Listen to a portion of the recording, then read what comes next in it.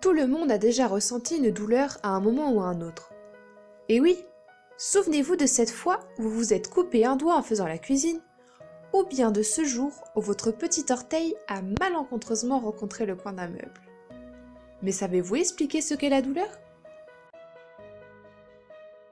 Officiellement, la douleur se définit comme une expérience sensorielle et émotionnelle désagréable associée à une lésion tissulaire réelle ou potentielle.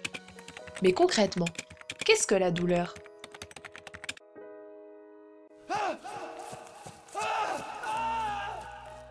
Le processus douloureux peut être déclenché par une lésion tissulaire visible, telle qu'une coupure, une lésion tissulaire invisible, par exemple la blessure d'un organe interne, ou encore par une lésion du système nerveux.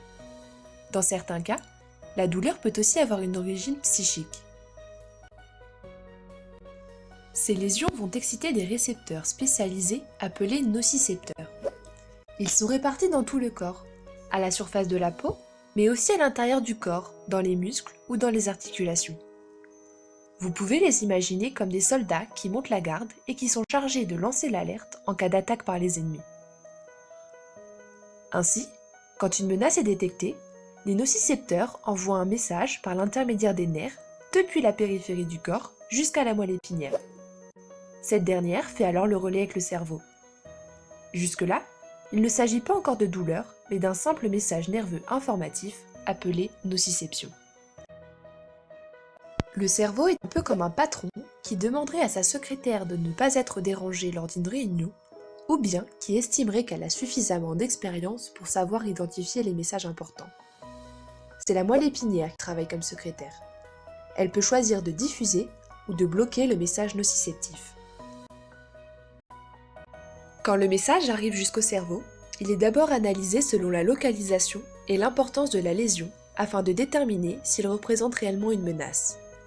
Si c'est le cas, le message est ensuite modulé en fonction notamment de l'état émotionnel, des expériences précédentes de la douleur, de la culture ou encore de l'état de santé. Il faut bien comprendre que la douleur est influencée par beaucoup plus de facteurs qu'une unique blessure. Tous les paramètres de votre vie peuvent influencer la douleur. C'est au terme de cette modulation que le cerveau va décider si le dommage subi doit être considéré comme grave ou non, et s'il doit entraîner une réponse, telle que la fuite ou encore la défense. Ainsi, le cerveau, en tant que patron de l'organisme, est le seul à pouvoir déclencher la douleur.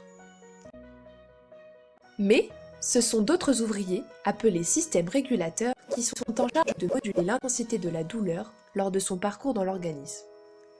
L'intensité du message peut être augmentée, réduite, voire totalement interrompue. Cela s'explique par la théorie du gate control.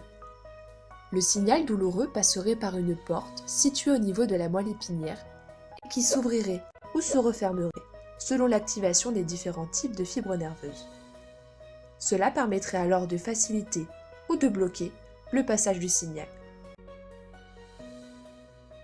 Par exemple, mettre de l'eau fraîche sur une brûlure ou se frotter après avoir reçu un coup léger stimulerait certaines de ces fibres qui bloqueraient alors la transmission du message nerveux, provoquant un effet apaisant.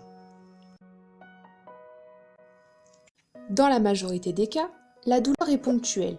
C'est ce qu'on appelle une douleur aiguë. C'est le type de douleur que l'on éprouve lorsque l'on se fait une entorse à une cheville ou après une chute. Son principal rôle est de mettre l'organisme en alerte en l'invitant à remédier à une situation dangereuse pour son intégrité physique. Elle est transitoire, de courte durée et disparaît avec des traitements médicamenteux. Mais, il peut arriver que le système dysfonctionne et que la douleur devienne chronique. On parle de douleur chronique lorsqu'elle dure plus de 3 mois. On estime que ces douleurs affectent 15 à 20% des Français. Contrairement à la douleur aiguë, la douleur chronique n'apporte pas d'informations utiles pour l'organisme. C'est un véritable syndrome ou maladie en soi, indépendante de sa cause initiale et demandant à être traitée comme telle. Dans tous les cas, la douleur chronique induit de nombreux retentissements, tant sur les plans physiques et psychologiques que sur l'environnement social et familial. De nombreuses maladies ou blessures peuvent provoquer ces douleurs. Certaines personnes continueront à ressentir des douleurs longtemps après la guérison d'une blessure initiale, telle qu'une blessure au dos. D'autres douleurs chroniques seront provoquées par une maladie, comme de l'arthrite ou le cancer. Elles peuvent également survenir ou être exacerbées à la suite d'un stress engendré par diverses circonstances éprouvantes, telles qu'une situation familiale conflictuelle ou bien la maladie d'un enfant. Certaines personnes souffrent aussi de douleurs dont on ignore totalement l'origine. Quelle qu'en soit la cause, les douleurs chroniques sont réelles et elles doivent être traitées. Bref, vous l'aurez compris, la douleur est une sensation complexe et singulière. Il n'existe pas une, mais des douleurs. Son origine est le plus souvent évidente, mais il arrive parfois que la douleur soit très difficile à expliquer.